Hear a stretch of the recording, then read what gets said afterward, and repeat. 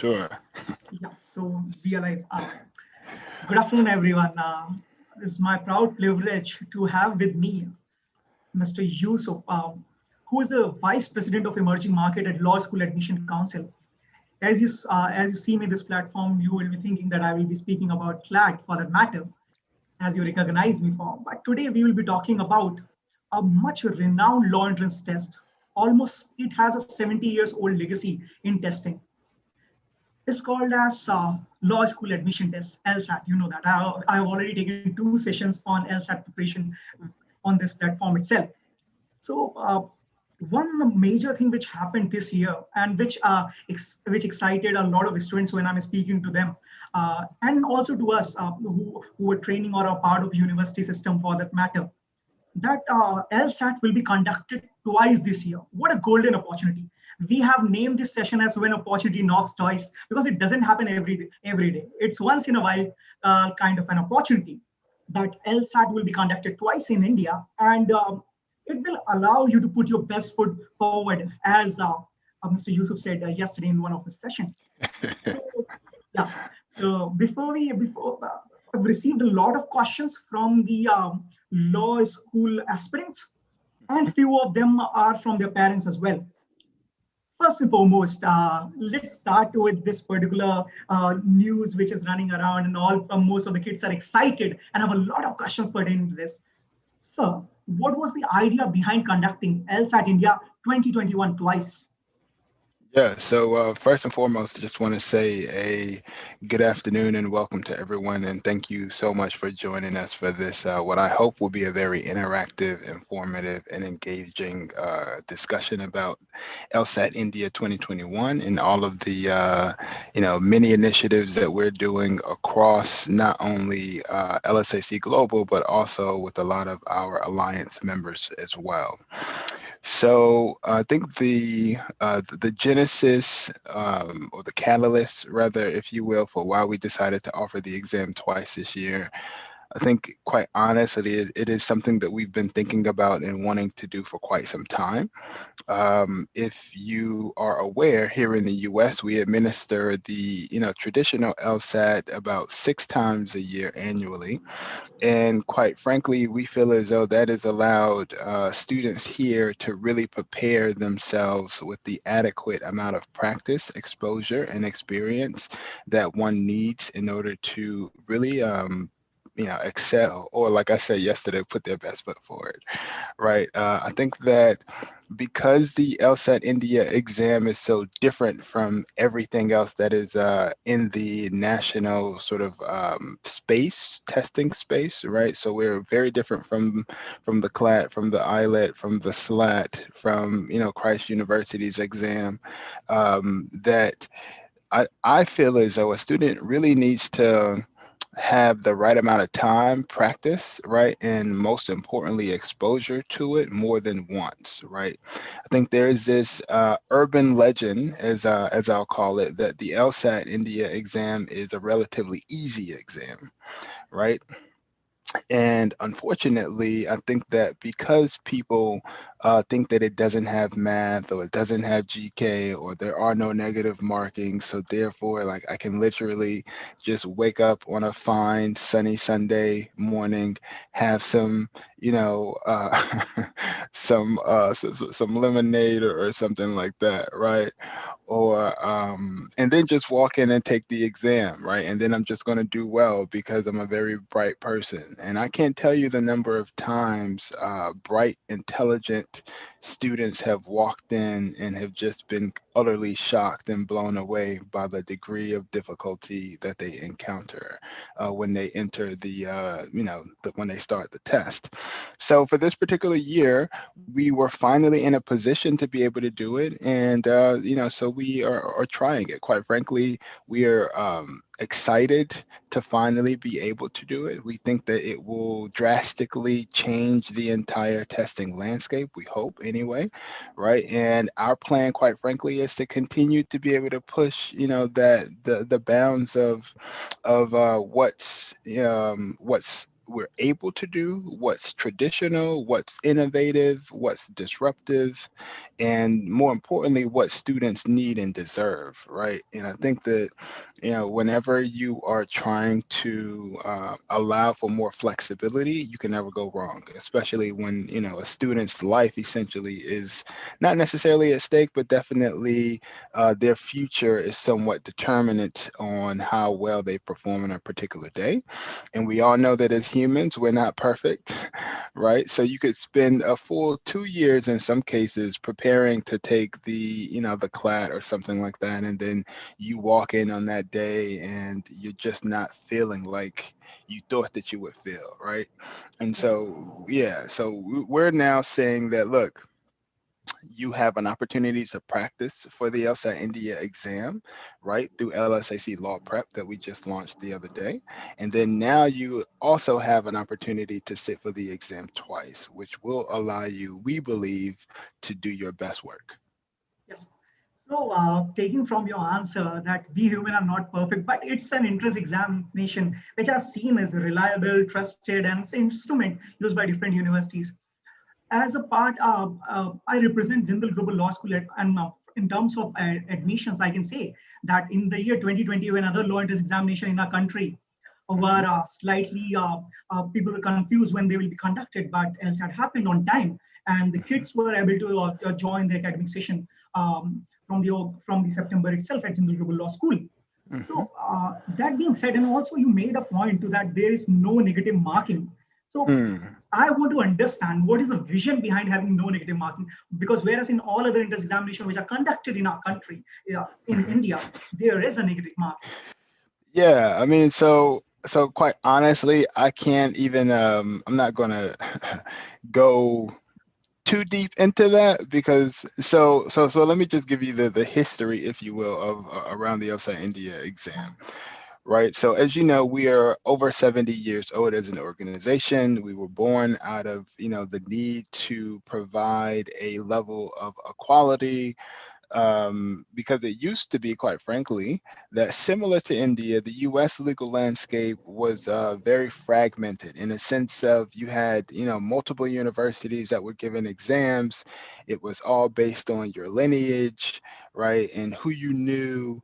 And whether you had a lawyer in your family. And so therefore, a lot of people that were not connected, right, were essentially kind of left out. And it wasn't until a professor from Columbia essentially kind of stepped forward and said, look, we need to provide some level of stability, consistency, right, and also fairness, right? So, we have been born out of that. I think and since that time, the test obviously has changed multiple times, quite frankly. And so the history as to in the decision as to why we don't have negative markings, quite frankly, that those decisions are made by a group of very, very, very intelligent and smart people who I call our brain trusts that work in our assessment sort of boundary, right? And they set the criteria for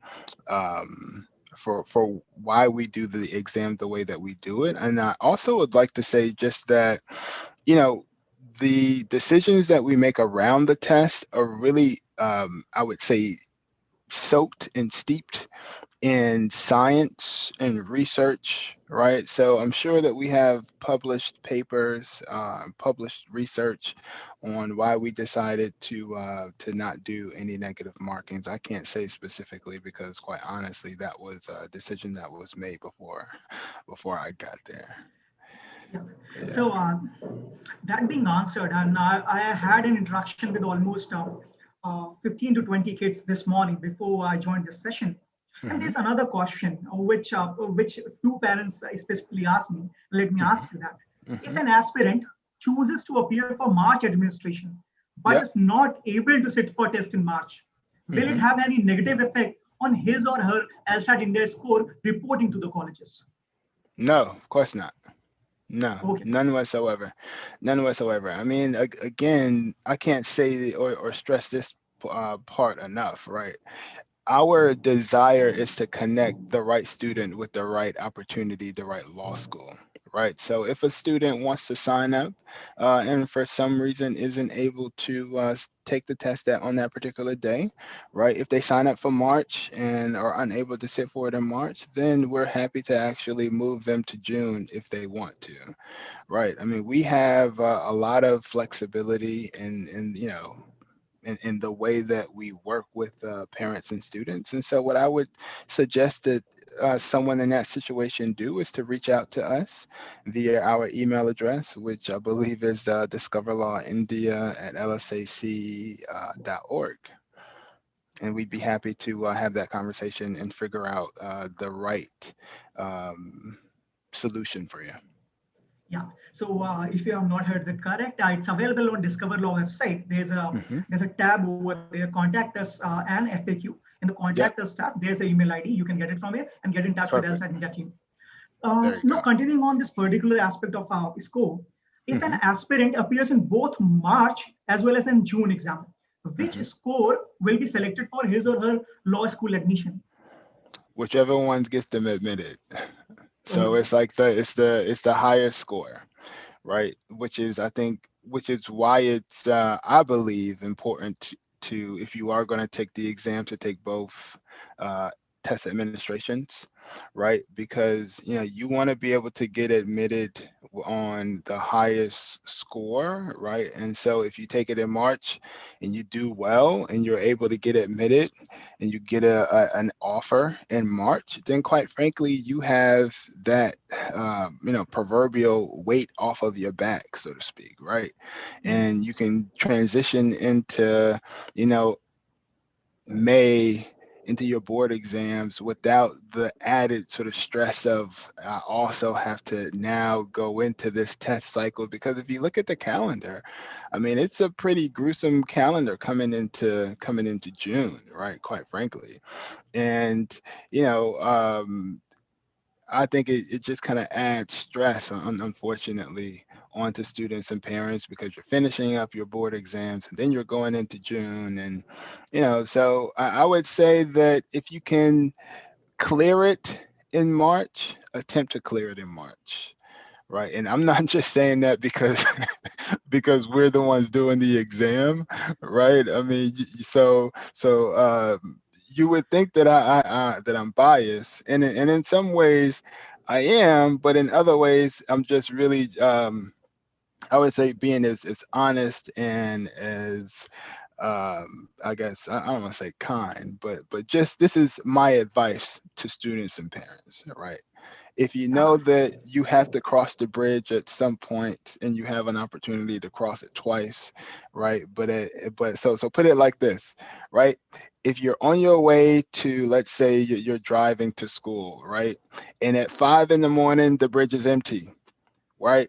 And at 8 in the morning the bridge is full. You have to cross both times, right? So why not cross it at 5 and then go where you need to go without a lot of people there? Right. And then instead of waiting until 8 when everyone is going to be there, right? You still have to cross it at 8, but the level of frustration is quite different at 5 than it is at 8 o'clock. And that's the point that I'm making here. Yeah. So that is what I tell to kids that make a stress-free June for that matter. Yeah, yeah, there you go. There you go. And also this also the topic which we have taken is when opportunity knocks twice. So why not to avail it at first point? True. Now that being said, LSAC for that matter has always been one step ahead when it comes down to the innovation. So it is Hmm. the most accessible and democratic exam. As I Thank you. always hear from Mr. Mishra, who is the director of law admissions at JGLS. Will there be? My question is: will there be any addition to the pattern or test taking experience this year? No, I mean the pattern is pretty set. We again have scientific evidence that the pattern that we have created works. It tests, it's almost like when you create an instrument for a specific job, it does that particular job, right? And when you're talking about the skill set that students need to be successful, right? And again, this isn't just what we have found based on our work around testing. It's also what we have learned and heard from law professors that are in the field that have taken surveys, and so we've done the research, and these are the particular skill sets that they find to be the most valuable for law aspirants and lawyers and law students. So, we're going to continue to focus there. We believe that, it's worked for us, I think, in a very good way at assessing a particular skill set. Now, that doesn't mean that we don't want to continually innovate and create instruments that actually fit the needs of our customers, right? Because that's ultimately what we're in the business to do. But for 2021, we don't have any desire to make any significant changes. That's a great news that there's no surprise, my dear law school aspirant. No, no, no. Apart from an opportunity, not a surprise, but an opportunity. So, Exactly. and again, sir, on this particular point, there were a few kids who were asking that will there be any test run before the actual LSAT India exam? So like practice or mock exam. Yeah, Yes. absolutely. So we are delighted, quite honestly, for the first time to be able to say that we have official LSAT India like online prep, right? That essentially mirrors the testing environment that you are going to see on test day that we just launched on the Monday in India. So yes, I can say that with the infinite amount of love, compassion, delight, right? So I would invite you to go to the Discover Law website. Go to the LSAC Law Prep link. You can take a free mock test, right? We just rolled it out. We're already working on making improvements to it, right? So, yeah, you can definitely practice ahead of time, and then leading up to the exam, we're going to send out information so that students can do all of the technical checks that are required to ensure that their system is working, that they have whatever the accurate or proper documentation that is required for test day. I mean, we quite honestly try to take out a lot of the stress around sort of the operational components and aspects around the testing day experience. So on test day, essentially what you need to be able to do is show up feeling good about your test preparation and all of the work that you've done leading up to the actual exam, and all of the other sort of added pressures, right, of not being able to log in or not having to wait for a proctor, like all of those things we want to streamline, right, so that you have a fantastic test day experience and you walk away feeling like, this was probably the best test that I've ever taken in my life, right? If we have students that could walk away with that feeling, then that means that we have done our job. Yeah, and I agree to that. A lot of kids were very, very happy in the 2020 cycle. And this year, I can say for that matter that it will be the only test which only law entrance examination will be online. As far as I see the notification of other entrance Hmm. examination till this date, this is the only one. So you can give it from the comfort of your home, comfort of your space, and of course there will be no. It has not. This exam has not seen over the years that somebody has questioned a particular question and said this question is wrong, the answer is wrong. No. So this has never happened. That's the beauty of this paper. I mean, and I think quite honestly, that's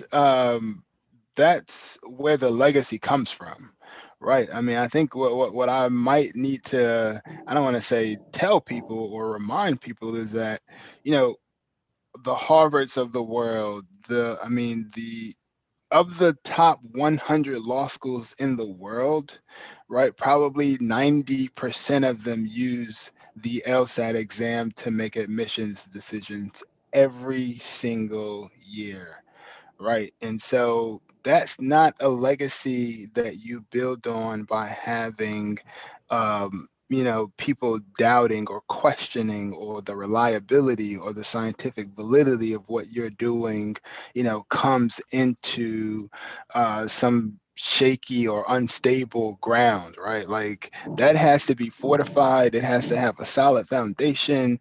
And we've continually built on that foundation for over 70 years. And quite honestly, it is why we are, I would say, the world's most trusted exam, right? Especially when it comes to law school. And so therefore, our commitment to our students, our commitment to our member law schools, right, that is rock solid, and we never ever move away from that, right? So there's a lot of work that goes into making sure that the test is secure. There's a lot of work that goes into making sure that the test is reliable, that the scores are accurate, that the questions are fair and consistent, that the test form is the same degree of difficulty from one test administration to the next test administration, right? So imagine if you as a law aspirant took the exam in March and you had this very difficult test, right? And then you took it again in June, or your contemporaries, your classmates, your batchmates took it in June and they were like, oh, this test was so easy, right? You would feel you would feel cheated and deprived of your opportunity to enter a great and gain admission into a great law school, right? So for that reason alone, it is worth us putting in the time and the energy to ensure that we have the utmost secure exam, right? And that we have a fair and equitable test administration from one admin to the next admin.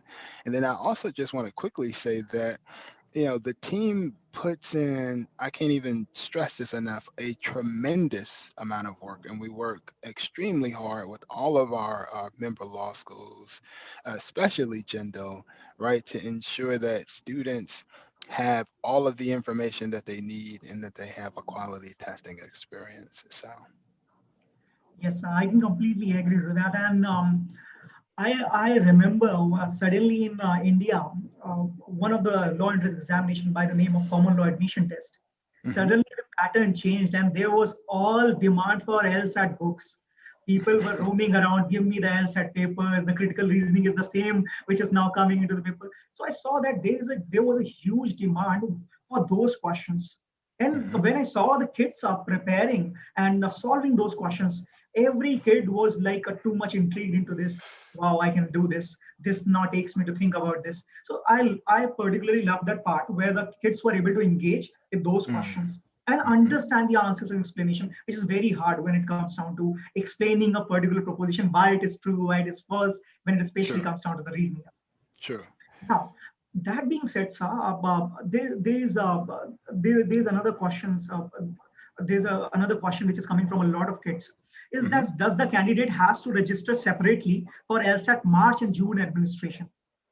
Yeah, so right now, I believe we haven't rolled out the well, maybe we do, quite honestly.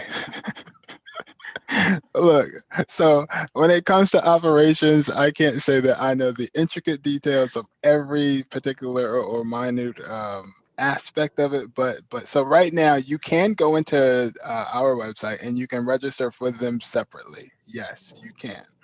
Right. What we're looking to do is streamline that so that you could, if you want to register for both of them at the same time, that we have favorable pricing to be able to do that. And that part is coming. Right. So if you want to today, you can go to the website and you can register for them individually, separately. Yes. Okay. No, that being said, sir, then now a lot of kids have this particular, and you introduced it, LSAT law prep. And when I received that email, and when I was one of the most happiest person to see that mail, that there is something now which is easily accessible to kids. So when it comes down to the LSAT preparation, because that was a point of concern, if I can say specifically, that they were not Of able to find. course. Yeah. Of course. Of course. So this question is related to this. Is there any special preparation necessary for the online LSAT India? No, no. I mean, I would say that special in a sense of because it's online.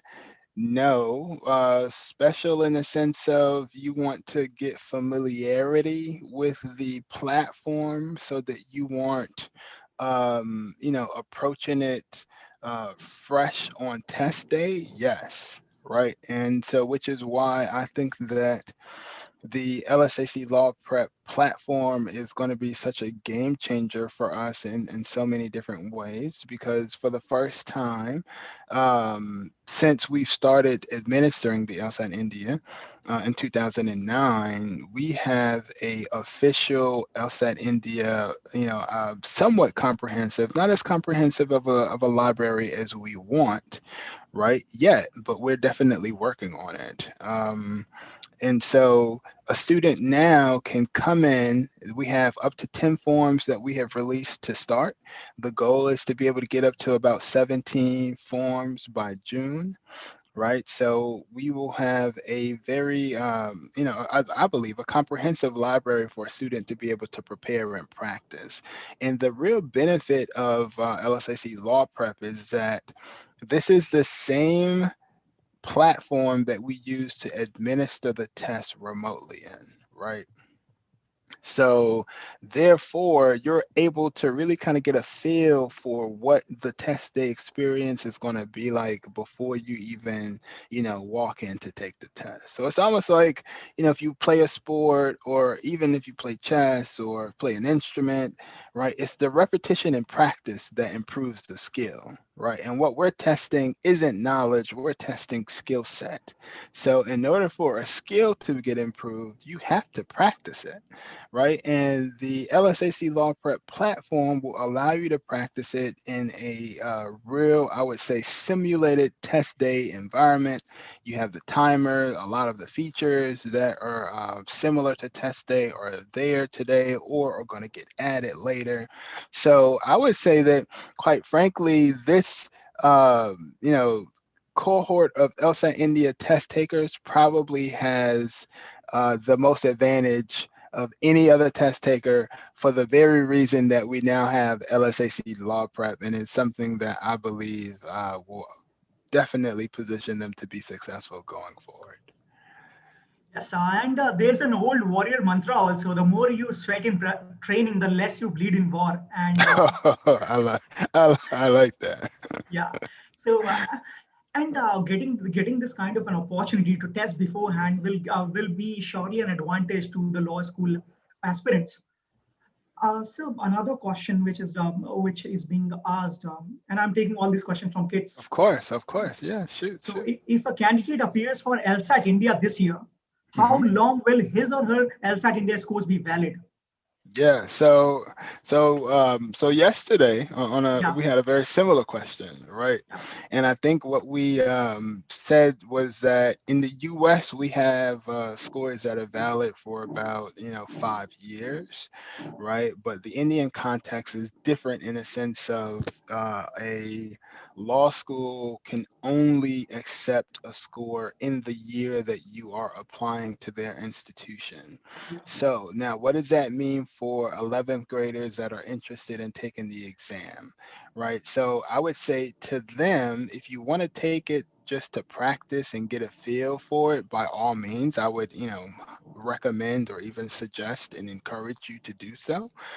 But, your scores won't be used to for admission in that particular year because you aren't applying for law school that year, right? So which would mean then that you would have to take it again. We are going forward, I believe, trying to position ourselves to administer the LSAT India exam 3 times a year, right? So it could be that a law aspirant, and this could be a little tricky in the sense of my timing, right? I believe the school year in India is so thrown off now with yeah, COVID that I'm not even going to try to like do my 11th grade. You can transition and take it again, right? yeah. So what I would just say is that you have to take it in the year that you're applying with the score that you got on that particular year. Yeah, and to the point of that, it can be conducted thrice. It would be a game changer in Indian Mhm, context, for that matter. mhm. So, if a candidate is abroad, like I got a Hmm. call from a parent who is living in Afghanistan, another person from Turkey. They say Hmm. that if we are living abroad, for that matter, Hmm. can their kid appear in LSAT India? Whew, that's a good, look, that is a great question, right? So the optimist in me would just love to say absolutely yes, it's an online remote proctored exam, so we're not like limited by geography. But there is some limitations in terms of which countries we're allowed to offer the exam in. So I would say that that is a case by case basis. So in that particular situation, what I would do is to have them email us directly and let us work with them on an individual basis to help work through those issues. In 2020, we had, obviously we had people from outside of India that were interested in taking the exam. So, and 100% of everyone who wanted to sit for the exam last year was able to sit and successfully take the exam. So we're very proud of that. And our desire is to do the same thing this year, right? So we are open and a very solution oriented team. And so please have them or please reach out to us individually and we will work with you to find a solution for you. Now, sir, uh, this question has been asked to me a lot of time and to everyone who is in our team that when they can expect the results for the March administration. Yeah, so for March, we're hoping to have everything available to you, if not at the end of April, maybe the early part of May. It really just kind of depends on the size of the number of people that we test in March. Yeah. But our desire is to have the scores back with plenty of time before we end the registration deadline, obviously, so that if you do want to take it again, the students have an opportunity to be able to do so.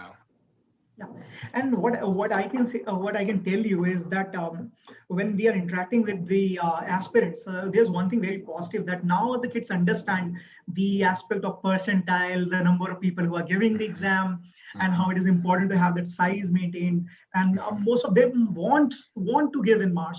Some of them have even told me that how I can write to these LSAT India people and tell them that I don't want to give in June, I want to give in March. That's a very positive uh, remark for me. Yeah, yeah, absolutely. And we are, quite excited to see the strong positive response that we've, received thus far. I think like, any and everything that you do for the first time, there's a, degree of nervousness and trepidation that that is involved, right? And so, yeah, I think if a student is registered for June and wants to switch to March, it's a simple email letting us know, and we will gladly switch you over, right? So for us, it's always about how do we give choice, what options, how do we make it easier for students and parents to be able to transition through to the next step, right? Taking students from on the basis of LSAT India score has enabled our university to get the finest student to our classes. And all thanks to you for leading this particular project right now. So these were the questions which I have got from the students. As and from they will be coming, which I will get in touch with you, connect with you, and try to get an answer to those questions. If you would like to give any concluding remarks, some advice to the law school aspirants. Sure, sure. So first and foremost, just thank you so much for the invitation to participate in this very interactive discussion about the work that we're doing. I am delighted to, help students, to guide them to, to be, if you will, a guiding light and post, right, to be able to help them get from point A to point B. LSAC Global and the work that we're doing really is about helping students discover opportunities, discover their own selves and their own leadership within the opportunities and the initiatives that we are creating. Just last weekend, we completed our first MOOC court program that we've done, right, which was so exciting. The law aspirants that participated in the exam were just fantastically skilled young leaders, and it was very exciting and delightful to hear the kind of thinking and the amount of quality and thought that went into presenting their arguments. We also have a Discover Law Student Ambassadors program that we launched this year. We have a Justice League program specifically for current law students that we're working with through and with a lot of our alliance members. We're about to, in March, roll out our scholarships that we give. So the LSAC Topper Scholarship, right, which is 4 lakhs, the 𝗪𝗵𝗲 Access to Justice Diversity Scholarship, which is also 4 lakhs that we give out. And we're also in the process of, trying to identify other scholarships that we can give, right? So with a number of our learning partners that we're working with, we also have to where if you want to sign up for a coaching program, but you don't have the means to be able to pay for it, that we can do that for you as well through some scholarships that we have.